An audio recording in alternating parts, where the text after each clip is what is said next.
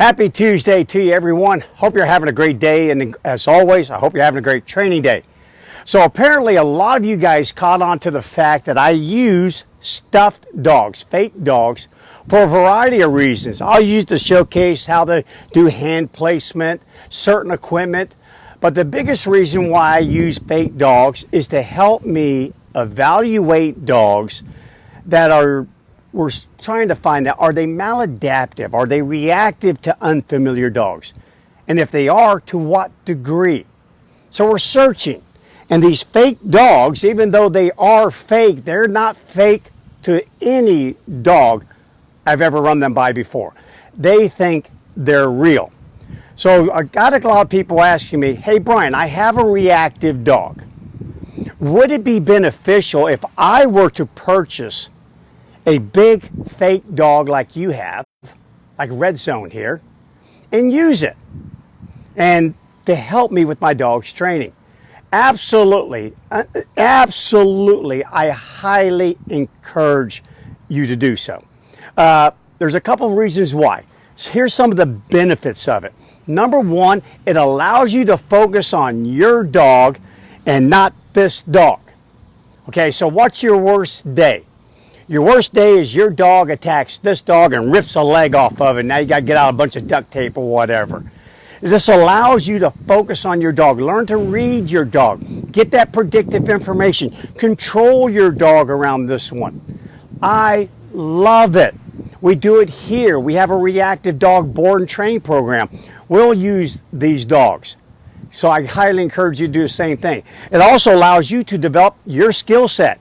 You're right. In a second here, I'm going to be using Jake way back here in the background.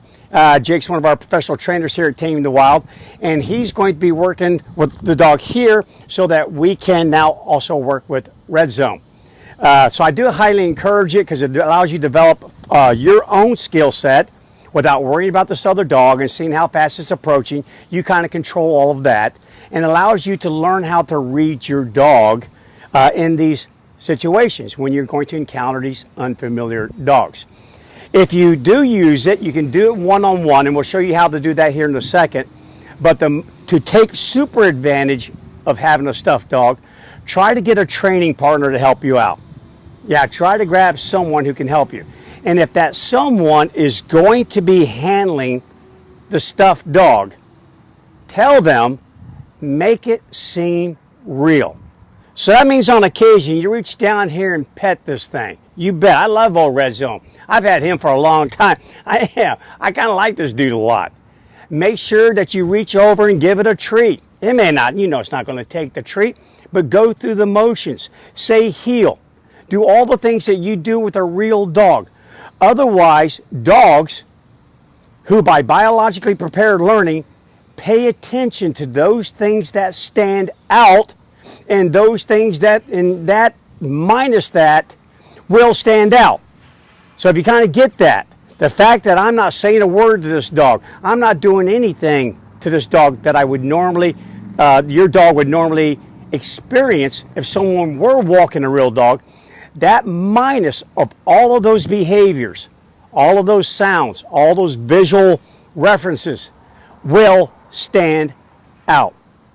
Yeah, you ever walk into a room and you go, something's missing. I don't know what it is, but there's something missing in here. We're the same way. Okay, so make sure whoever your training partner is acts like it's a real dog. All right, now I'm going to show you 3 drills that we like to use here. One is called a pass-by drill, and I'll be walking by Jake here in a second with his dog. And then the other one's a U-turn drill. What's a U-turn drill? I'll be approaching Jake, and I will act like a dog owner who goes, oh geez, here comes someone with their dog. And now they immediately turn around. There's going to be times in which you'll want to do that. And it's not so much because of your dog, because you're going to have great control over your dog.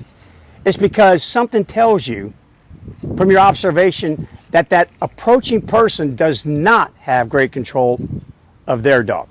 And sometimes you won't do a whole U-turn. You'll just simply peel away to create distance, and that distance is safety.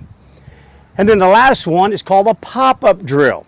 you'll want to take your stuffed dog and put it in various locations.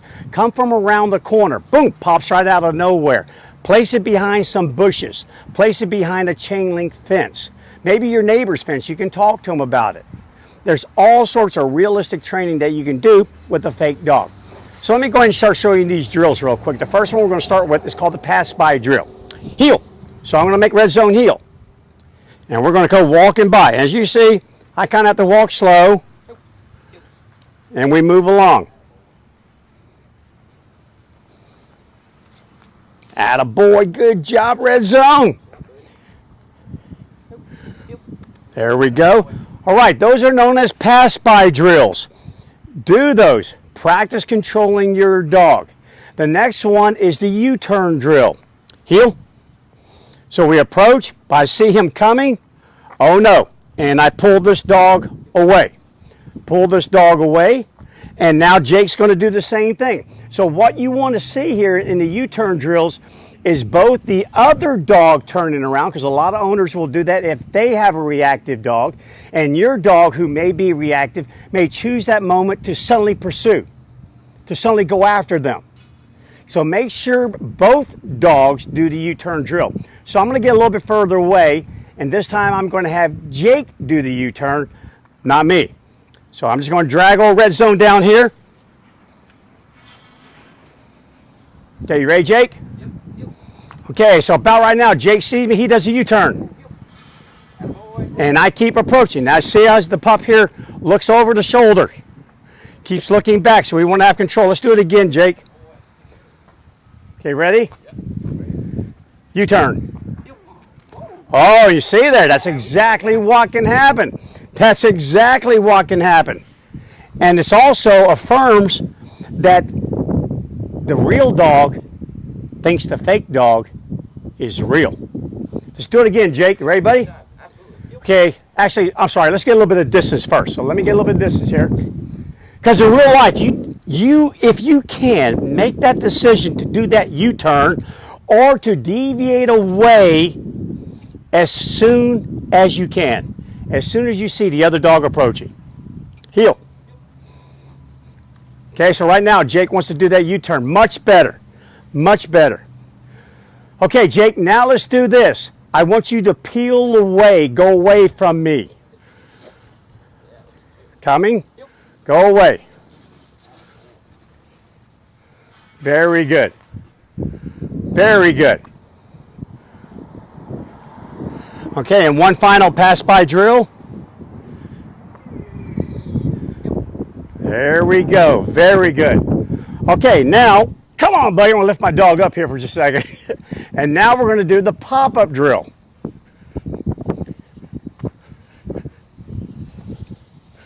All right, buddy. There you go. Good job. So this would replicate a dog being in someone's yard or some dog at the park who suddenly appears out of nowhere to your dog. So now Jake is going to heel his dog right along this curb here, right by red zone.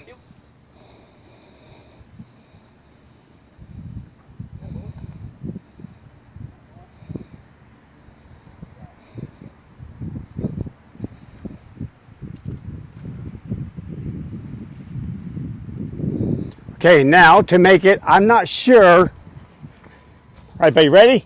Jump. Oh, good red zone. Jumped right in my arms. Okay, now, Jake, let me have you back up a little bit more, because what we're going to do now is to make sure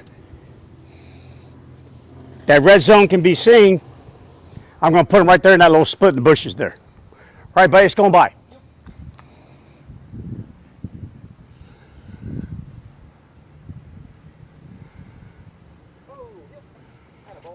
There we go again. See that control? Let's go by a couple more times.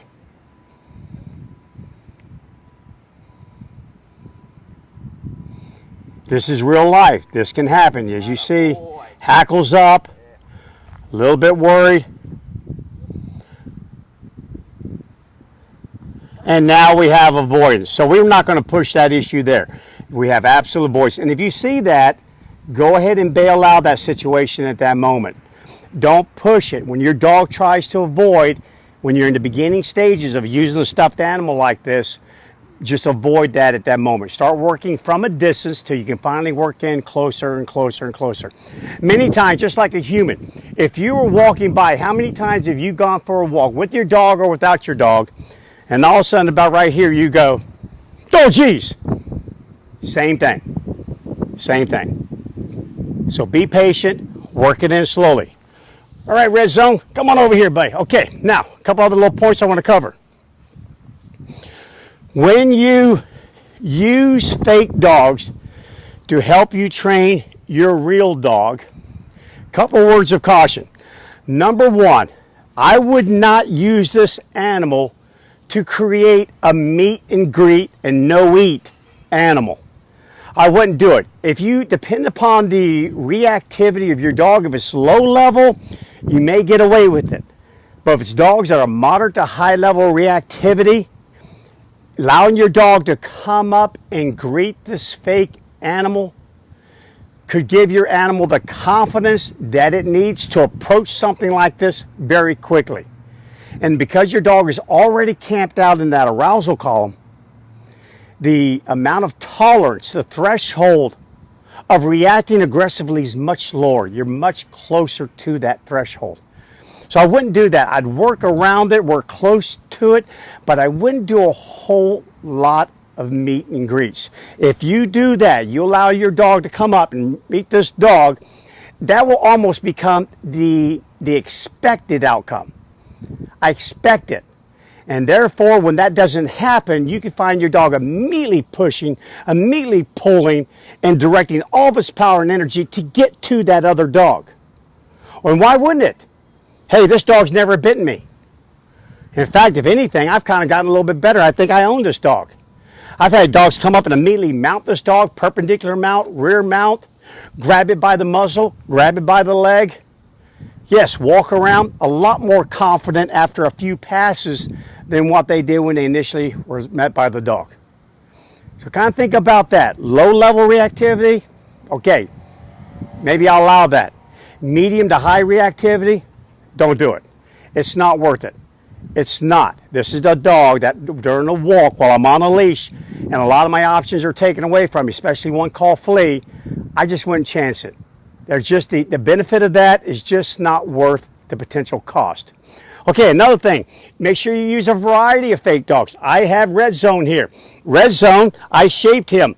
Tail leaning a little bit to the right, which means it's being controlled by the left brain. Dogs pick that up.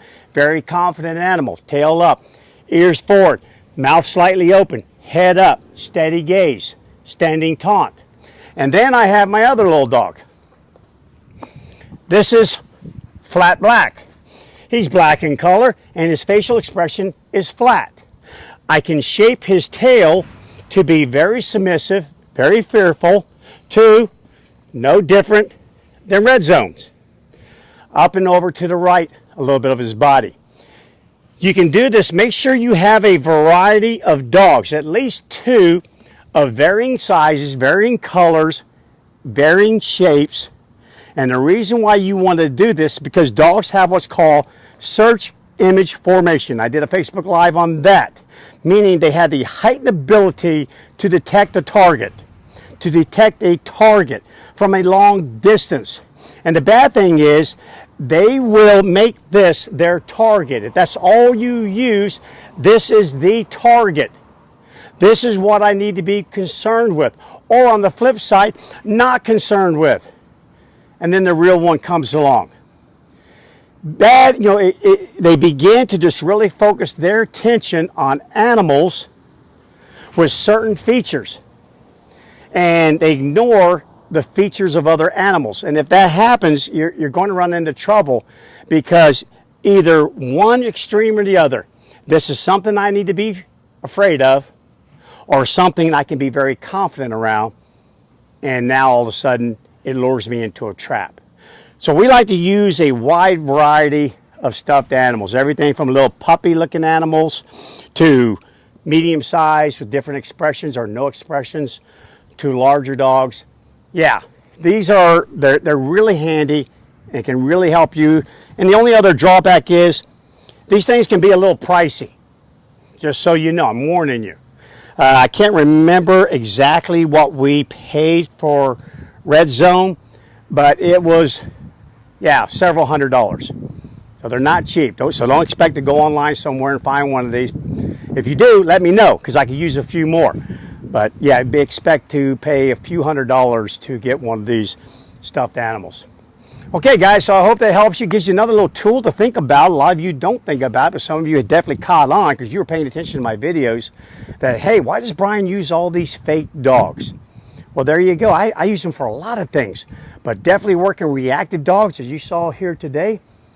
This dog really thought this dog was real and reacted to it, which then allows you to concentrate on your skill set, concentrate on your dog, work this thing, work it over and over again, making your dog sit, deactivate, healing, all these things, keeping control, learning control, keeping your balance, and yet not have to worry about some sort of terrible outcome in which your dog gets into a fight with another dog. So there you go. There you go. If you do this, this will definitely help. I promise. All right, guys, if you got a suggestion, because that's what these have been the last couple of days, suggestions from you, send them in to me. Drop them on the thread or send it to me an email, brian@tamingthewild.com, and I'll be glad to talk about them on a future Facebook Live. Till tomorrow, have a great training day. Be safe.